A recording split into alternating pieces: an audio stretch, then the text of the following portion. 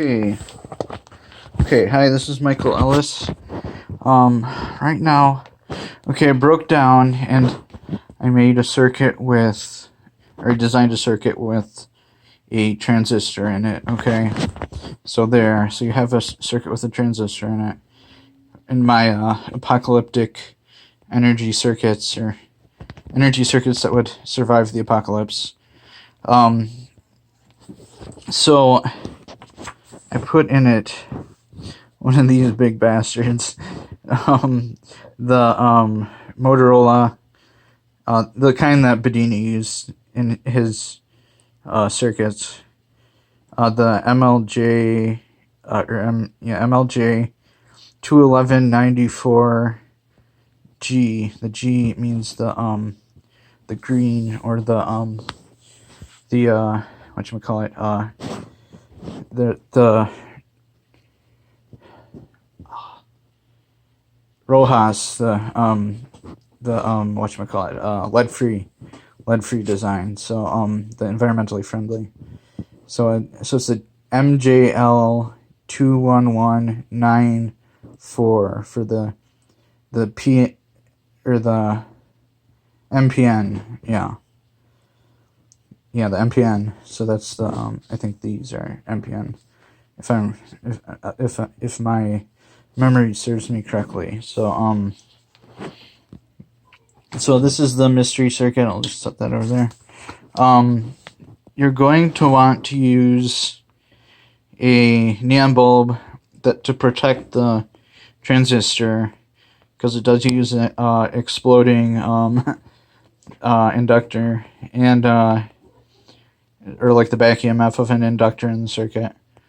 So just like Bedini's circuits, you use a neon bulb across the transistor. So if there's any impulse that goes across the transistor that's too high, you could short it out, like you put a diode across the motor's coils.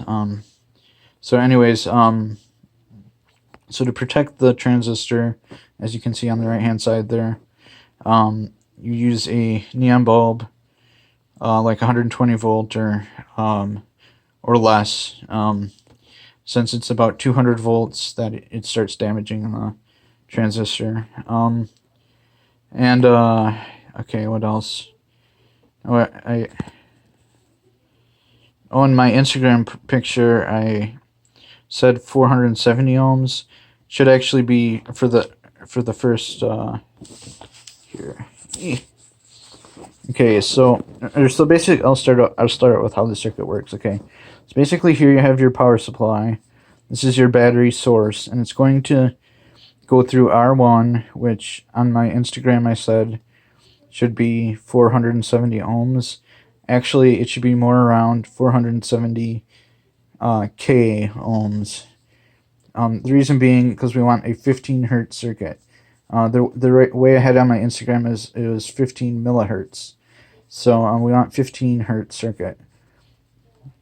So the R1 should be 470 K ohms to get the right tau, or the charging or filling time or whatever for the capacitor. For the capacitor, we use a electrolytic, let's say like 200 volt, 33 microfarad capacitor, and that's ultimately the switching factor for the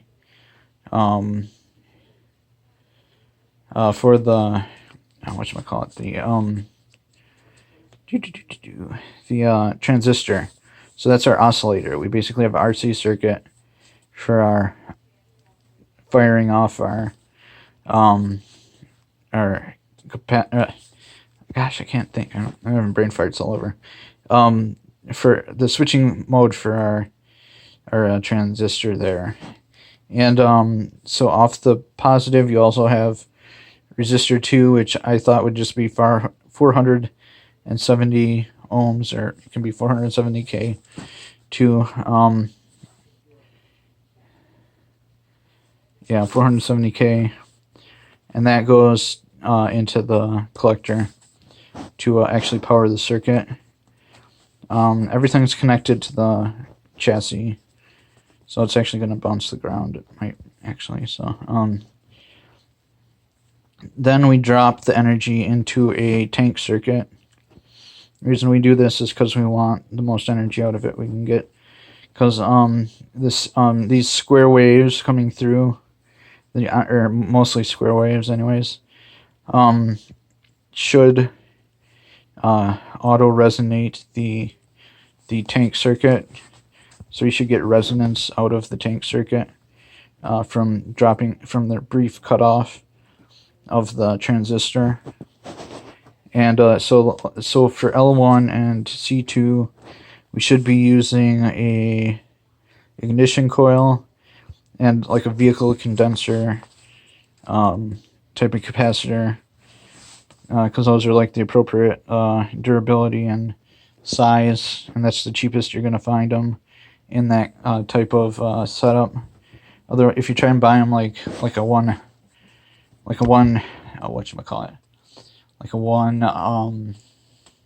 Henry coil, it's going to be more expensive than to get just an ignition coil, which has all these fun options on them. So ignition coil and a condenser you can just get from an auto parts store, and it's like super available. So that makes it easier to make.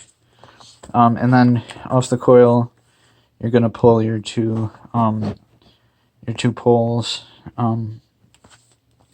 Actually, it's really just one pole and the ground, but you know, it's the one wire system, so you don't really actually need the ground at all, or maybe need the ground, I don't know.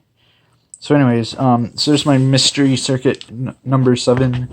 I don't know why I called it number 7, but maybe for just good luck. Copyright by Michael C. Ellis, 2021. So there you have it. Have fun with it. So this is a solid state pseudo equivalent of the Imhotep rattling or chattering relay circuit. So this is just a little more fun.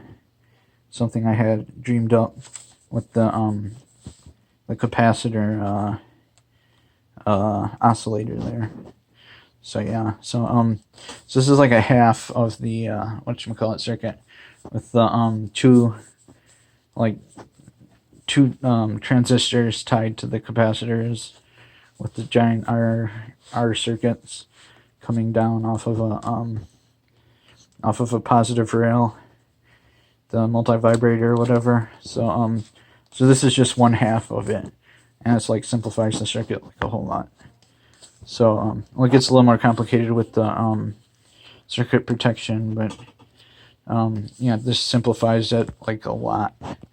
So have fun with it, go crazy, and if I made any mistakes, please outline them in the comments. Thank you for watching, and let me know if you